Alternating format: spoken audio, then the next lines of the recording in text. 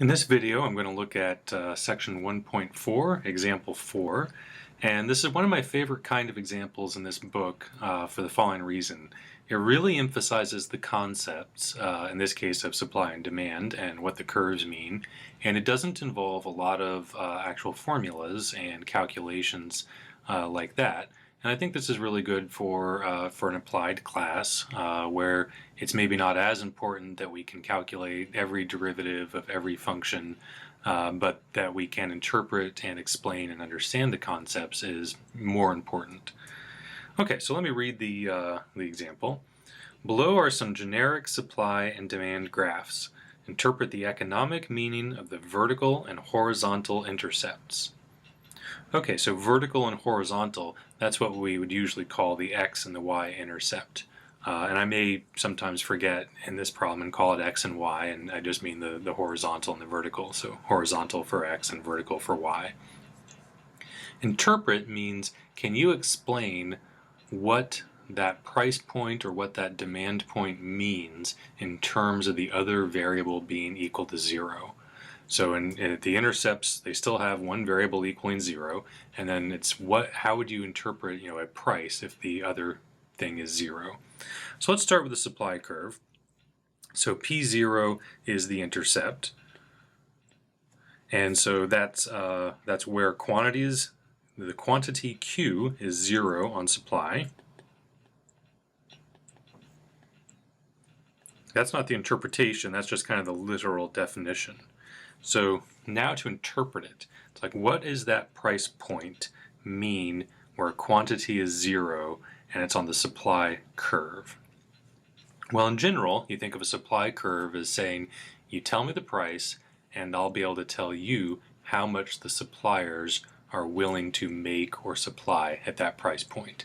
So for instance, if bicycles are selling for $1,000 and you're making bikes, you might say to yourself, well, that's great, I'm going to make a lot of bikes and sell them and I'll get rich. But if bicycles were selling for only $100, you'd say, yeah, I don't think I'll spend all my time making bikes. Maybe I should look for a second job. So that's the idea. And then why would you ever get to a point where Q is equal to 0? It's because at that price, the price is so low that all the suppliers and all the manufacturers decide to take a vacation. They don't want to make any quantity at that price. So that's basically it. So at this price, suppliers are unwilling to make any items.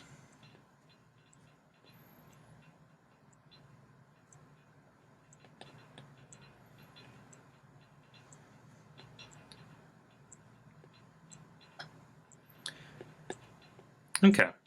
So that's one of the points. We have two more to go, P1 and Q1, which are similar kinds of points, but on the demand curve.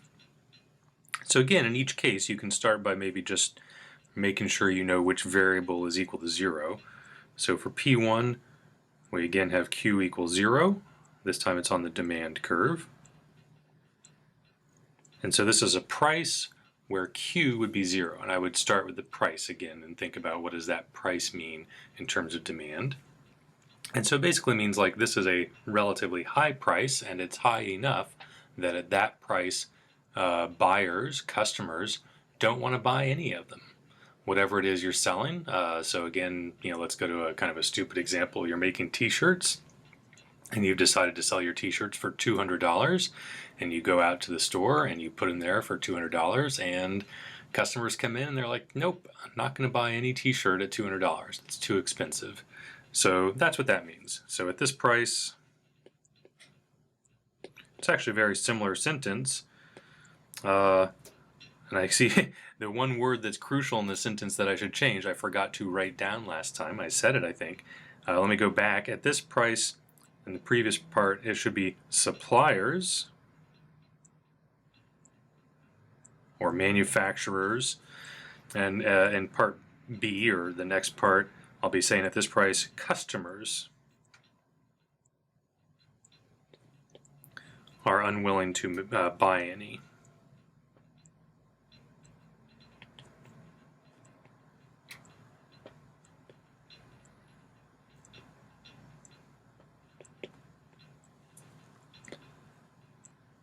Okay, and then the last one is Q1. And again, let me just start by making sure we know which variable is 0. So at Q1, P is equal to 0, and it's on the demand curve.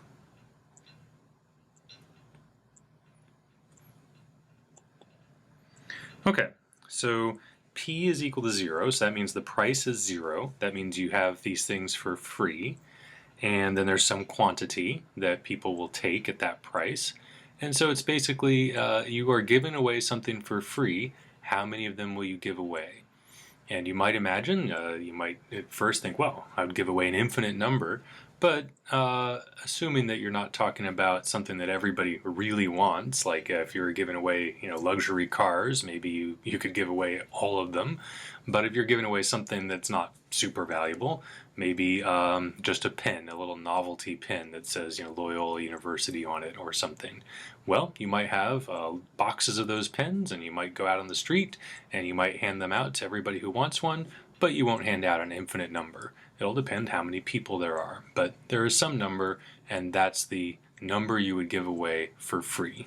So that's what this Q is. So this is the number, number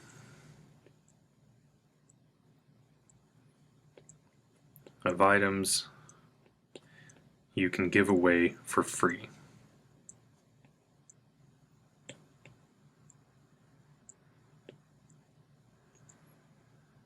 Okay, and that's the end of the example.